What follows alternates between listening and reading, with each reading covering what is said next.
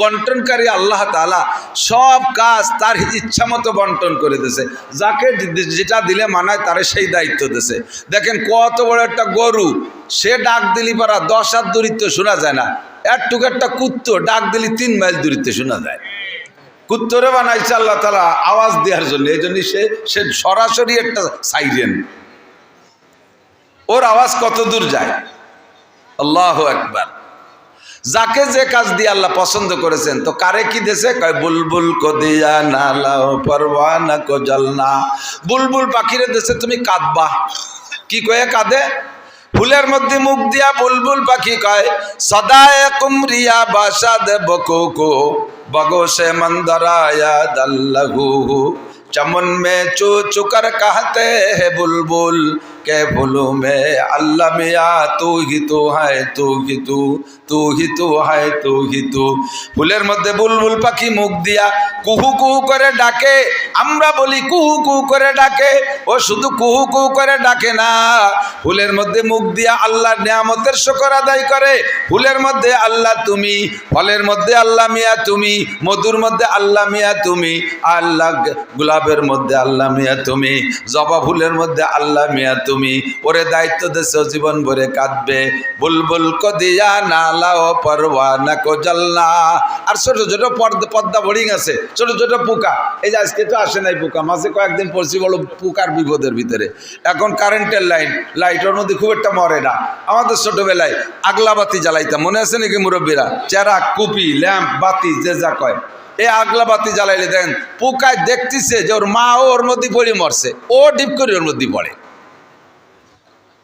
একের পর এক পড়ি এতগুলো পোকা নিচে জমা হয়ে গেছে। তাহলে বাকি কটা একটা বোধ বুদ্ধি থাকা দরকার না যে ও দায়িত্ব যাওয়া যাবে না। আগে মুরব্বীরা যারা গেছে মরছে, আমরা ইয়াংরা শরীর তাই, কিন্তু ওর মধ্যে পুড়িয়ে মরে, ওই পুড়িয়ে মরার মধ্যে ওর মজা আছে, তা নাহলে মরবে কেন? ওরে আল্লাহ তাআলা ওই দায়িত্ব দিয়েছে। তো সবাই যে সব দায়িত্ব দেওয়ার পরে আমাদের জন্য কি রাখছে? গম হামকো দেয়া সবসে জো মুশকিল নজর আয়া। আমাদেরকে আল্লাহ তাআলা দিয়েছে দুশ্চিন্তা, টেনশন খালি মানুষকে দিয়েছে, আর কেউরে টেনশন দেয়নি।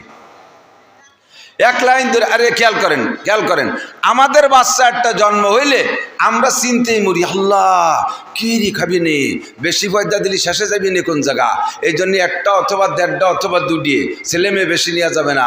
আমি ওটা 5 বিঘে জমি ভাগে পাইছি, এ যদি দর্জনানিক চাল মাই হয়, এ ভাগ করতে গেলে ওকে কি হবে নে, এই চিনতে বাপের মাথা আর চুল উঠে যায়। কতক্ষণ সারা জীবন ভরে এই চিন্তা। হযরত আলী রাদিয়াল্লাহু তাআলা আনহুকে একজন জিজ্ঞেস করছে, হুজুর বিয়ে করি আমরা, যে বিয়ের বাস্তবতা কি, বিবাহের বাস্তবতা কি? তো হযরত আলী রাদিয়াল্লাহু তাআলা আনহু বলেন, বিবাহের বাস্তবতা 7টা। কয়টা? 7টা।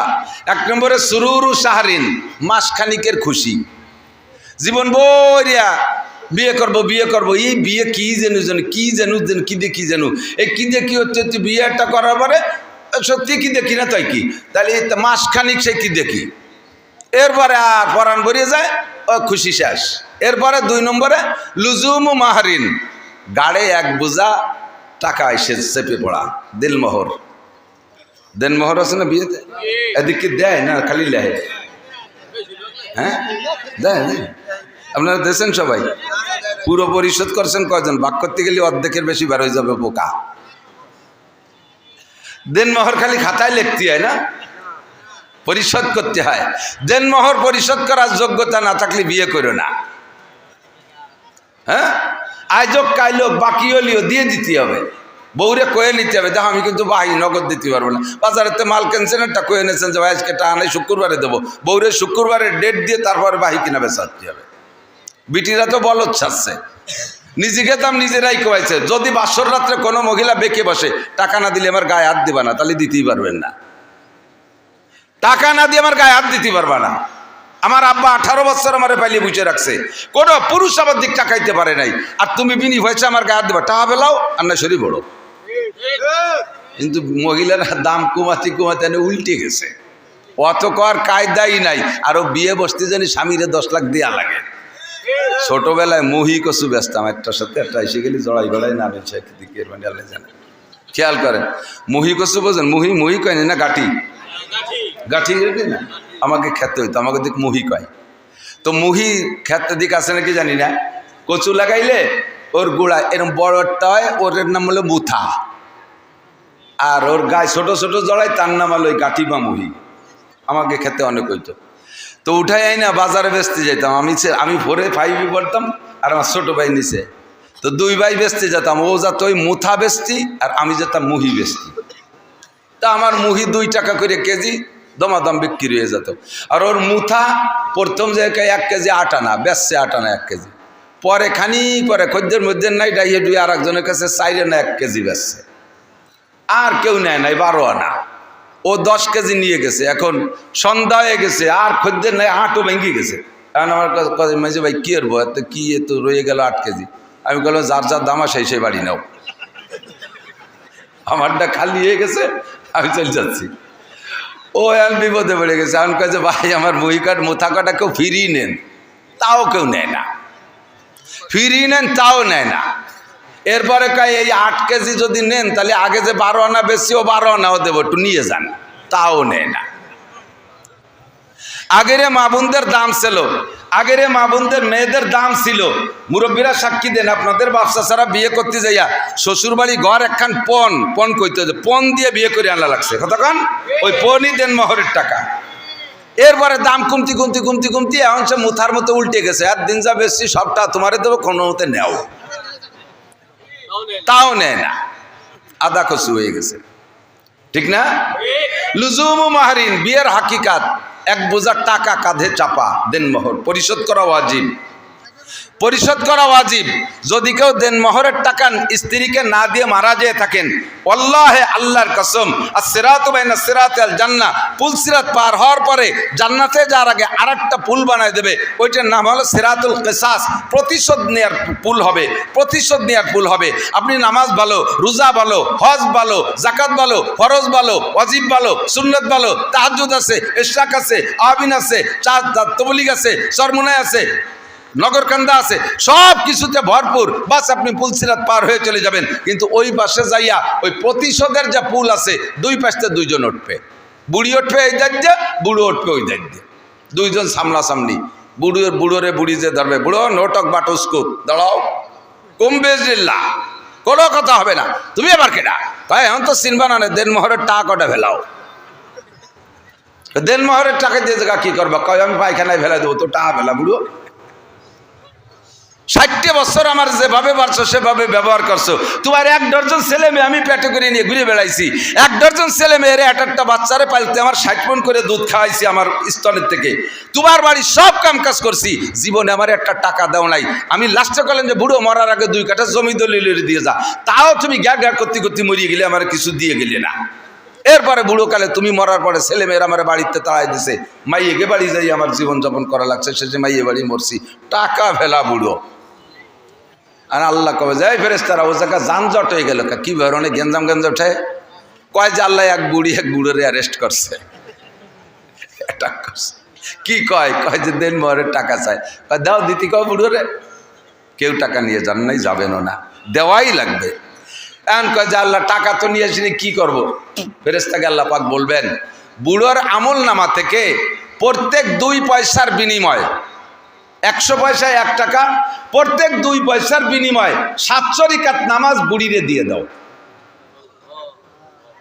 বুড়োর আমল নামা থেকে প্রত্যেক 2 পয়সার বিনিময়ে 700 রাকাত নামাজ বিকাশেও পাঠাতে পারো, রকেটেও পাঠাতে পারো, ট্রান্সফার করে দাও, অথবা ব্যাংক অ্যাকাউন্টে দিতে পারো। 700 রাকাত করে নামাজ দিতি কাল্লা নামাজ শেষে এখন যদি 60,000 টাকা রয়েছে, তা রোজা ধরো, তাও শেষ, আর কি আছে তা ধরো, সব দেওয়ার পরে 200 টাকা রয়ে গেছে। এবার 200 টাকার বিনিময় বুড়ির আমল নামা থেকে যে গুনাহ আছে, ওই গুনাহগুলো বুড়োর আমল নামায় দিয়ে দাও, দাও, পাল্টাই দাও। বস্তা ভরে নেকি নিয়ে যে শূন্য হাতে জাহান্নামে চলে যাবেন। হুকুকুল ইবাদ, নামাজ পড়েন নাই, রোজা রাখেন নাই, জিনা করেছেন, মদ খাইছেন, গাঁজা খাইছেন, এইগুলো যা করেছেন সবগুলো হুকুকুল্লাহ, আল্লাহর সাথে নাফরমানি করেছেন। যে কোনো সময় চোখের 2 ফোঁটা পানি ফেলে দিয়ে যদি কেঁদে দেন, রব্বানা যালামনা আনফুসানা ওয়া ইল্লাম তাগফির লানা ওয়া তারহামনা লানাকুনান্না মিনাল খাসিরিন। চোখের পানি দেইকা আল্লাহ বড় সরল, আল্লাহ বড় মেহেরবান, আল্লাহ বড় গফফার, আল্লাহ বড় সত্তার। আপনার চোখের পানি দেইকা জীবনের সব গুনাহ আল্লাহ মাফ করে দিতে পারে, কিন্তু হুকুকুল ইবাদ, মখলুকের হক নষ্ট করে গেলে এটার দায়িত্ব আল্লাহ নিবে না। যারটা নষ্ট করেছো সে যদি মাফ করে তাহলে যাইবা, আর সে মাফ না করলে এক কদমও বাড়তে পারবা না। বিয়ের নুস উঠলি লাগতে বিয়ে আরো টাকা পয়সাটা গুছাই নিয়ে নাই মেয়ারা। বিয়ে করতে হবে, তবে বিয়ের আগে প্রস্তুতি দেন, মোহর পরিশোধ। হযরত আলী বলেন বিয়ের হাকিকত 7টা। 1 নম্বরে মাসখানিকের খুশি, 2 নম্বরে লুজুমু মাহরিন, বস্তাখানিক টাকা কাঁধে চড়া দেন মোহর। এরপরে জীবন ভরে বউরে কামাই রোজগার করে খাওয়াতে হবে, সেটা হলো কুসুরু জাহরিন, মাজা ভাঙ্গা খাটনি, মাজা ভাঙ্গা খাটনি। আমি এক রাত টস করলি যা টাকা পয়সা পাই তাতে 2-3 মাস খাইয়ে বাঁচতে পারি। এক রাত্রি টাইতে 2-3 মাস খাইয়ে বাঁচতে পারি, কোনো অসুবিধা হয় না। এই সারা জীবন 30টা বছর অস করে বেড়াচ্ছি, এখনো 30টা টাকা ডানি রাখতে পারলাম না। আল্লাহ ছেলে মেয়ে দেশে যথেষ্ট, তাকে পিছিয়ে খরচ করতে করতে আমার মাজা বিয়া হয়ে যাচ্ছেন, সবসময় মাজা কামড়ায়। এ বিয়ে না করলে আমার গাড়ি এই বুঝা উঠছ নাকি? এরা কয় কুসুরু জাহরিন, উলামায়ে কেরাম একটু মনে রাখেন, সুরুরু শাহরিন লুজুমু মাহরিন, কুসুরু জাহরিন মাজা ভাঙ্গা খাটনি। বিয়ে না করলে ছেলে মেয়ে আত্মীয় স্বজনের এই বোঝা কাঁধে উঠতো না, এই পরিমাণ পরিশ্রম আমার করা লাগতো না।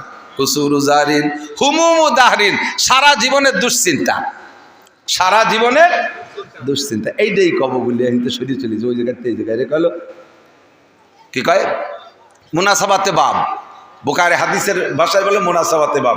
একটা কথাকে ধরিয়ে একটা পুরো আস্ত হাদিস ইমাম বুখারী মুসলিম শরীফ এনরা লিখে দেয়। হুমুমু দাহরিন, কোনো প্রাণীর চিন্তা নাই, আমাদের সারা জীবন ভরে চিন্তা, কামাই করবো কিভাবে, বউ পালবো কিভাবে, ছেলে মেয়ে পালবো কিভাবে, পালা পোষার চিন্তা। এই চিন্তা অন্য প্রাণীর নাই। এই যে সামনে আর মাসখানিক পরে থেকে কুত্তর ডেলিভারি শুরু হয়ে যাবে, সারা আন্তর্জাতিক, সারা দুনিয়া জুড়ে 4-5টা ছেলে মেয়ে একটা কুত্তয় জন্ম দেবে। কোনো কুত্তয় কি এই চিন্তা করবে আল্লাহ একে আব্বা নাই, এটা কোন থেকে কিনবে রে, এটা ফিডার খাওয়াবো কি রে, কি দুধ খাওয়াবো, একটা স্যাঙ্গে ভেঙ্গে নাই, একটা প্যাম্পাস কিনে দিল না কেউ, একখান কুটি খেতা নাই, একটা মশারি নাই, সুবানি কোন জায়গা, এইগুলো কোনো কুত্তর চিন্তা আছে?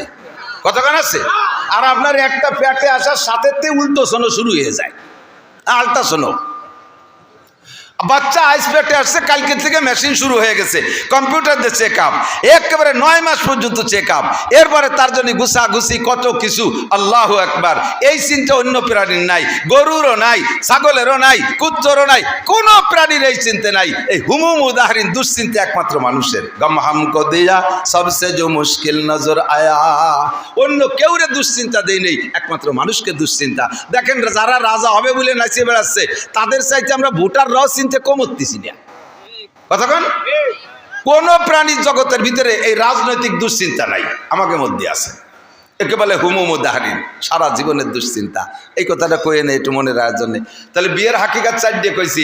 1 নম্বরে সুরুরু শাহরিন, 2 নম্বরে লুজুমু মাহরিন, 3 নম্বরে কুসুরু জাহরিন, সারা জীবনের মাজা ভাঙ্গা খাটনি, 4 নম্বরে হুমুমু দাহরিন, দুশ্চিন্তার বোঝায়, দুশ্চিন্তার বোঝা মাথায় ওঠে, 5 নম্বরে নুজুলু কবরিন, খাটতে খাটতে খাটতে খাটতে শেষ কবরে চলে যেতে হবে। 6 নম্বর আর 7 নম্বর দুকুলু জান্নাতিন আও নারিন, ওই ভালো চালাইতে পারলে বউ বাচ্চারে সুন্দর পরিচালনা করতে পারলে বেহেশতে, আর যদি উল্টো পাল্টা চালাও তাহলে দোজক। এই হলো বিয়ে। এছাড়া বিয়ে আর কি? কতক্ষণ? গম হামকো দিয়া সবসে যে মুশকিল নজর আয়া। আল্লাহ তাআলা আমাদেরকে দুশ্চিন্তা দিয়েছে।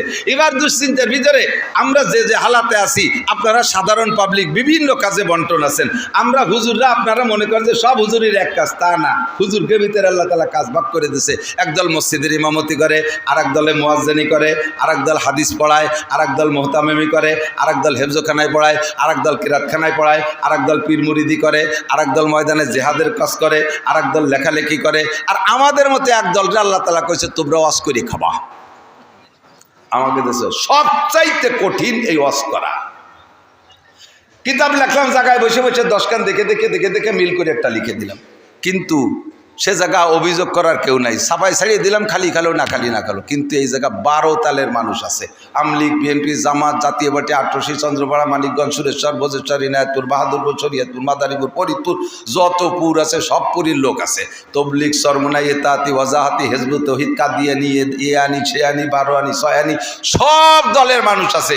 ছোট আছে, বুড়ো আছে, গুড়ু আছে, কান্দা পার্টি, হাসা পার্টি, দোয়াসলা পার্টি, সব দল পার্টিরে গুছাই গেছে বসায় রেখে 2 ঘন্টা ওয়াজ করা কঠিন ব্যাপার, খুব কঠিন ব্যাপার।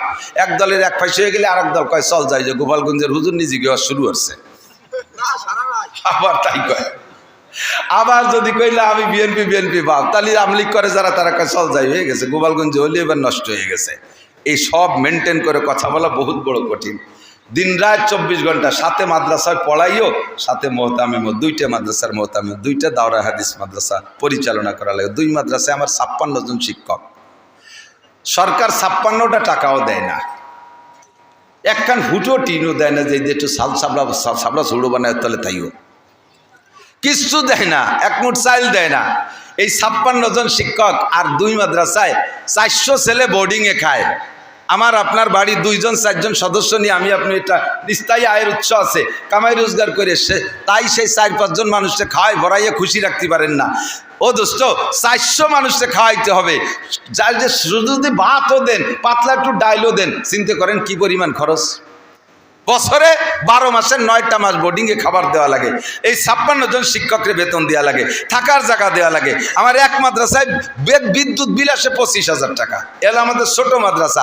চট্টগ্রাম নানুপুর মাদ্রাসায় গেছি, আল্লাহু আকবার, একদিনে চাউল রান্না হয় বোর্ডিংয়ে 82 মন। পুরোই মুস্কুন্নি ইউনিয়ন বলে খাওয়ানো যায় না। এটা কোন ইউনিয়ন? আমি মুস্কুন্নি ইউনিয়ন করে দিছি, হামিদ্দি ইউনিয়ন। সারা ইউনিয়নের মানুষকে একদিন খাওয়ানো যায়। এই পরিমাণ চাউল এক মাদ্রাসায় একদিন রান্না হয়। নানুপুর, হাটাজারি এরকম হয়। খাওয়াই কে? একটু বলবেন না কে খাওয়ায়?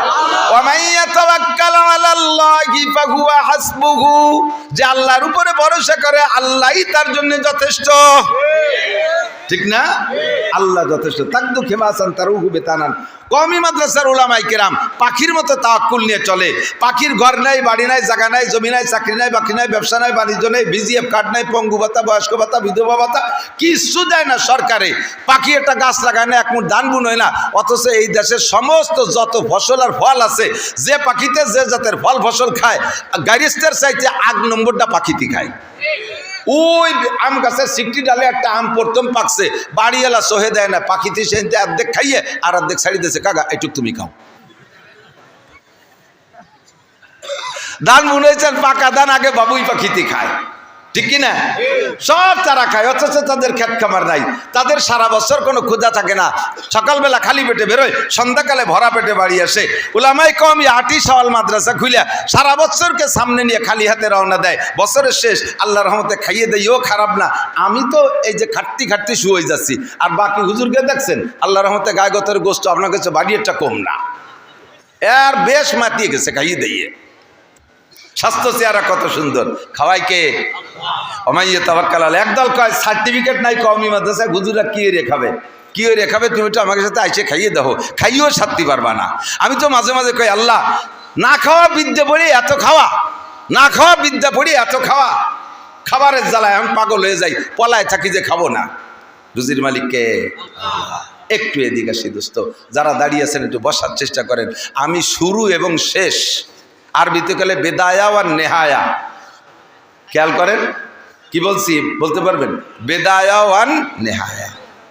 আল্লাহ পাক 1500 বছর আগে জানে যে মুস্কুন্নির এই মাহফিলে জায়গায় হবে না, জায়গায় টান পড়ে যাবে, লোক বেশি হয়ে যাবে, দাঁড়ায় থাকবে। এই জন্য একটা আয়াত ওই সময় নাজিল করে দিয়েছে, ওয়াইজা কিল লাকুম তাফাসসাহু বিল মাজালিস। যখন তোমাদের বলা হয় যে দেখো কত মানুষ আহলে হাদিস আলাগের মতো বই ছানা বাঁধে দাঁড়ায় রয়েছে, এইরকম যদি হয় যে ভিতরে জায়গা হচ্ছে না, বসার জায়গা, তোমরা একটু জায়গা করে দাও, একটু জায়গা ছাড়িয়ে দিয়ে জায়গা করে দাও। হয়তো বলবেন যে আল্লাহ আমি সেই সন্ধ্যের সময় এসে ফাঁসাই দিয়ে ঘষে ঘষে কত সুন্দর একটা জায়গা বানায় বসে রয়েছি, আমি এত ভালো জায়গা ছাড়িয়ে দিলি, তুমি আমার কি দিবা কও? পছন্দ হলে ছাড়বো, নাহলে ছাড়বো না। আল্লাহ কাইয়াফসাহিল্লাহু লাকুম, সূরা তোরে বেহেশতের মধ্যে জায়গা দেবো। তোর এই যে মুসকুন্নি জায়গার কয় টাকা দাম, বেস্তের মধ্যে অট্টুক জায়গা ছেড়ে দেবো, একটু জায়গা ছাড়িয়ে দিয়ে আগে বসলে বেস্তের মধ্যে একটা জায়গা দলিল হয়ে যাবে। বলবেন না সুবহানাল্লাহ? আর কি একটু আগে বসবেন নাকি একটু জায়গা দিয়ে? আর যারা দাঁড়িয়ে আছেন তারা যদি বসে ওয়াজ শোনেন, হযরত আব্বাস রাদিয়াল্লাহু তাআলা আনহুর সাথে জান্নাতে যাবেন। হযরত আব্বাস জান্নাতি, নিঃসন্দেহে হযরত আব্বাস জান্নাতি, হযরত আব্বাস জান্নাতি। যদি বসে বয়ান শোনেন, হযরত আব্বাসের সাথে জান্নাতে যাবেন। সবাই বলেন আমিন। আবার অনেকে বস্তি করার সাথে সাথে উঠে আটা দেয় কেন্নুর মতো। কেন্নু চেনেন নাকি? ওই যে কেন্নু পোকা কয় না, এর অনেক পাওয়ালা, ওই যে লম্বা লাল লাল আছে ভ্যারাইটি রঙের, কেন্নু কয় নাকি? নাকি হ্যাঁ, কেড়া কেড়া কেড়া পোকা চেনেন না? লম্বা লম্বা লাল কেড়া। ও কি পাও বেশি বলে জোরে আটে নাকি? অনেক পাও বিদায় অত জোরে আটে না, রেলগাড়ির মতো। কিন্তু রেলগাড়ির তো গতি আছে, তো আটে আস্তে আস্তে। এখন ওরে যদি ঠেলা দেন যে এইভাবে আটলি পারে তুমি কোন সময় ভাঙ্গা যাবা না, একটু জোরে আট, তাহলে কি রে গোল হয়ে ভয়সা হয়ে যায়, পারলি তুই আইটি বেড়ে আমি আটবো না। যারা দাঁড়ায় ওয়াজ শুনতেছে তাকে বসতি গেলে যদি ঠিক আছে তুমি হয়েছে কষ্ট করে বেড়া, আপনার তাও শোন বলে আসে, তার এক বিপদ। আটা দিলে যদি কেড়ার মতো গোল হয়ে যায়। তো যে যেভাবে পারেন সেই সেইভাবে শোনেন। আমি শুরু আর শেষ দুইটা বলবো। কোরআন শরীফের আয়াত যা পড়ছি তা তো সবাই জানেন। জীবনে মানুষ মাটি দিয়েছেন যারা, আয়াতটা জানেন না? মিনহা খালাকনাকুম পড়বেন, ওয়াফিহা নুঈদুকুম ওয়া মিনহা নুখরিজুকুম তারাতান উখরা। কথা কার? আল্লাহ এই আয়াতের ভিতরে কি বলছেন? আল্লাহ তাআলা বেদায়া ওয়ান নেহায়া, শুরু এবং শেষ, শুরু এবং শেষ দুইটা দিক আল্লাহ তাআলা ইশারা করছেন। এই আয়াতগুলো আমরা পড়ি কোন জায়গায় যাইয়া? মানুষ মাটি দেওয়ার সময় পড়ি, তাই না? সাহাবায়ে কিরামদের থেকে, হুজুরের থেকে এ পর্যন্ত পড়তে পড়তে আসতেছে, তাই আমরা এটা এখনও পড়ি এবং পড়াও চলতে তালে থাকবে। বাকি আয়াতের যে তর্জমা, এই তর্জমার দিক লক্ষ্য করে এই আয়াতটা মাইয়েতরে মাটি দেওয়ার সময় পড়ার কোনো দরকার নেই, কারণ ওই কথাগুলো তো মাইয়েতরে শুনে লাভ নাই। কি করছি জানেন? মিনহা খলাকনাকুম, মানুষ তোমারে মাটি দিয়ে বানাইছি, অফিহা নুঈদুকুম, আবার তোমারে মাটির মধ্যে নিয়ে আসলাম, অমিনহা নুখরিজুকুম, আবার মাটির থেকে বের করব। মানুষ মাটি দেওয়ার সময় মরা মানুষটারে এই কথা শুনুনই 5 পায়ের দাম আছে, কারণ তার জবাবটা তো ইয়েই গেছে। কিন্তু পড়ি কেন? কাফা বিল মাউতে ওয়াইজা, একজন মানুষের সবচাইতে বড় ওয়াইজ, সবচাইতে বড় নাসে উপদেশটা হলো সামনের পর কেউ মরে যাওয়া। মানুষের দিল নরম হয় না, মানুষের কোনোভাবে ওয়াজ করে কান্দানো যায় না, কিন্তু কোনো ওয়াজ লাগবে না। আব্বা মরে গেলেও অনাসে এমনি কাঁদে, মা মারা গেলে এমনি কাঁদে, বউ মারা গেলে এমনি কাঁদে, আপনজন কেউ মারা গেলে এমনি কাঁদে, দিলটা নরম হয়ে যায়। যত বড় বেনামাজি হোক না কেন, পরিবারের একজন সদস্য যদি মারা যায় চোখের সামনে, তাহলে দেখবেন কমপক্ষে সপ্তাহখানিক হলিও নামাজ পড়ে মুসলমান। কতক্ষণ ঠিক না? কাফা বিল মাউতে ওয়াইজা, মরণের চাইতে বড় বক্তা আর হয় না, মরণই হলো সবচাইতে বড় ওয়াজ। আল্লাহু আকবার। এই জন্য মানুষকে দাফন করার সময় ওই আয়াতটা পড়ে নিজেকে নিজে ওয়াজ করি, হে আব্দুল্লাহ, হে আব্দুল খালেক, আব্দুল মালেক, হে মাওলানা নাসির, এই যে লোকটারে দাফন করতেছো তারও যে পদ্ধতি, তোমারও ভাগ্যে সেই পদ্ধতি, তোমারও জীবনে এরকমই হয়েছে, তার যেমন হয়েছে। মাটি থেকে তারে সৃষ্টি করা হয়েছিল, কিছুদিন মাটির উপর দিয়ে ঘুরাইয়া আবার মাটির মধ্যে নিয়ে যাওয়া হলো। আমিনহা নুখরিজুকুম তারাতান উখরা, আবারও তাকে মাটি থেকে কিয়ামতের ময়দানে উঠানো হবে। এই মানুষটার যে হালাত, হে আমার যুব সমাজ, আমার আবাল বৃদ্ধ বনিতা, নারী আর পুরুষ, মা ও বাপ ও ভাইয়েরা, সকলেরই কিন্তু একই হালাত। আমাকেও মাটি দেওয়ার সময় ওই আয়াতই বলা হবে। কথা বলেন ঠিক কি ঠিক না? মিনহা খলাকনাকুম, আল্লাহ কয় তোমাকে বানাইছি আমি মাটি দিয়া। একটু বলেন কি দিয়া? মাটি দিয়া। মাটি দিয়ে বানাইছে। সৃষ্টি জগতে যাহা কিছু সামনে দেখি, এই তার ভিতরে মাটির চাইতে দামি দামি পদার্থ আর ধাতব জাত আছে না নাই? সোনা দামি, রূপা দামি, হীরা দামি, কাঞ্চন দামি, আরো কত কত দামি আছে, সব দামি আমি চিনি না। কমপক্ষে সোনা, রূপা, হীরা, কাঞ্চনের নাম শুনেছি, মণি মুক্তার নাম শুনেছি, অনেকগুলো দেখেছি, এগুলো সবই দামি। স্বর্ণের ভরি এখন 2,16,000 টাকা ভরি। আল্লাহ তাআলা আশরাফুল মাখলুকাত মানুষ বানাইছে। আল্লাহ কয় ওয়ালাকাদ কাররামনা বানি আদম, গোটা সৃষ্টির ভিতরে সবচাইতে সম্মানী করে বানাইছি মানুষকে। জিনের চাইতে দামি মানুষ, ফেরেশতার চাইতে দামি মানুষ, এমনকি আমার কাবা ঘরের চাইতেও দামি মানুষ। একটু খেয়াল করেন, আল্লাহু আকবার। কাবা ঘরের চাইতে একজন মুমিনের ইজ্জতকে আল্লাহ বেশি দিয়েছেন। একটু লক্ষ্য করেন, যদি কোনো মানুষের এগেনস্টে মিথ্যা মামলা করে, আবার খেয়াল করেন, একজন মুসলমান আর একজন মুসলমানের এগেনস্টে যদি মিথ্যা মামলা করে, আর ওই মিথ্যা মামলায় যদি আর একজন সাক্ষী দেয়, মিথ্যা মামলায় যদি বাদীর পক্ষে কেউ সাক্ষী দেয়, মিথ্যা মামলায় যে বাদীর পক্ষে কোর্টে দাঁড়ায় সাক্ষী দিলে আসামি যখন দেখে যে একেবারে তাজা কথা, মিথ্যা কথা বলল, আসামির অন্তরে কষ্ট লাগে কি লাগে না? এমনভাবে মিথ্যা মামলায় মিথ্যা সাক্ষী দিয়ে একজন মোমেনের অন্তরে কষ্ট দিলে কি পরিমাণ গুনাহ হয়। আল্লাহর কাবা ঘরকে দুশ্মনী কইরা শত্রুতাই করে 36 বার ভেঙে ফেললে যেই গুনাহ, একজন মোমেনের ইজ্জতের পর আঘাত দিলে, তার মনে মিথ্যা মামলা মিথ্যা সাক্ষী দিয়ে কষ্ট দিলে তার চাইতে বেশি কষ্ট হয়, তার চাইতে বেশি গুনাহ হয়। দোস্তরে, এদিক তাকাইলে দেখা যায় কাবা ঘরের চাইতে মোমেনের ইজ্জত সম্মান আল্লাহ বেশি দিয়েছেন। কিন্তু এই সম্মানী মানুষে বানাইছে সোনা দিয়ে না, রূপা দিয়ে না, মণি মুক্তা দিয়ে না, হীরা কাঞ্চন দিয়ে না, মানুষে বানাইছে কি দিয়া? মিনহা খলাকনাকুম, আমি আল্লাহ তোমাদেরকে মাটি থেকে বানাইছি। ডাইরেক্ট মাটি দিয়ে বানাইলে এক কথা ছিল, ডাইরেক্ট মাটি দিয়ে বানাই নাই, মাটির ভিতরে থেকে নির্যাস বের করেছে। মিম্বাই নিসলবিয়া তারাইম, আব্বার পিঠের 2 সানার মাঝখানে ছোট্ট একটা টুপলা আছে। খাদ্য খুরাক আব্বায় যা খায় সব খাদ্যকে নির্যাস বানাইয়া বিভিন্ন সাইডে পাঠাইয়া দেয়। খানিকরে রক্ত বানাইয়া দেয়, কিছুরে ক্যালসিয়াম বানাইয়া দেয়, কিছুরে বিভিন্ন কিছুতে পাক কইরা কিছু অংশ আবার নির্যাস বের করে দেয়। একেবারে তার ভিতরে মূল ম্যাটেরিয়াস মণি বা বীর্য একটা অংশ আল্লাহ বের করে ওখানে রাখে। যেই বীর্যটা এত নাপাক, এত নাপাক, 5 কেজি পায়খানা করলেও তার গোসল ফরজ হয় না, শুধু অজু ফরজ হয়। আর সামান্য 1 ফোঁটা বীর্যপাত হয়ে গেলে সারাটা শরীর নাপাক হয়ে যায়, গোসল ফরজ হয়। বানাইছি 1 নম্বরে মাটি দিয়া, 2 নম্বরে ডাইরেক্ট মাটি দিয়া না, মাটির ভিতরে নির্যাস বের করে বীর্য তৈরি করেছি। যেই বীর্য এত নাপাক যা তোমার আব্বার শরীরে থেকে বের হইলে আব্বার গোসল ফরজ হয়ে গেছে। এত নিচু মানের জিনিস দিয়ে বানাইছি। কেন বানাইছি একটু পরে বলবো। এবার তাই দিয়ে বানাইলাম কোন জায়গা? তোমার মায়ের হেমের ভিতরে, পেটের ভিতরে রেখে তোমারে তৈরি করেছি, সে জায়গা তোমারে খাওয়াইছি কি তা কি তোমার মনে আছে? তোমার মায়ের প্রত্যেক মাসের মাসিকের রক্তকে আমি বন্ধ করে দিয়ে ওই পচা রক্ত, নাপাক রক্ত, হারাম রক্ত খাওয়াইয়া তোমারে বানাইছি। কেন এত নিচু মানের জিনিস দিয়ে বানাইলাম? যাতে করে তোমার মধ্যে কোনো অহংকার না আসে। নিজের দিকে তাকাও। আল্লাহ বলেন, হাল আতাল ইনসানে হিনুম মিনাদ দাহরি লাম ইয়াকুন শাইআম মাযকুরা। হে মানুষ, তুমি কি একবার ভেবে দেখো নাই একটা সময় দুনিয়ায় তুমি উল্লেখযোগ্য কিছুই ছিলে না, তোমার নামও ছিল না, গন্ধ ছিল না।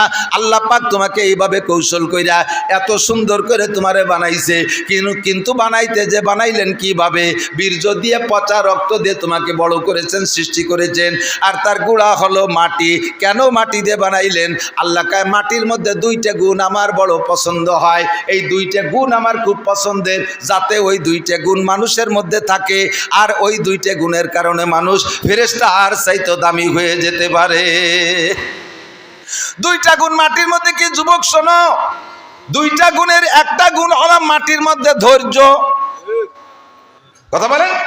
মাটির মধ্যে ধৈর্য, মাটির ভিতরে সহনশীলতা, মাটির মধ্যে নম্রতা, মাটির মধ্যে ভদ্রতা, মাটির মধ্যে বিরক্তি নাই, মাটির মধ্যে অহংকারিত্ব নাই। জীবন ভরে মাটির উপর দিয়ে হাঁটি, কোনোদিন মাটি কইল না মিয়া আর আমার উপর দিয়ে হাঁটতে পারবা না, আমার উপর দিয়ে হাঁটতে পারবা না। এইগুলো মাটিতে কোনোদিন বিরক্ত বোধ করে নাই।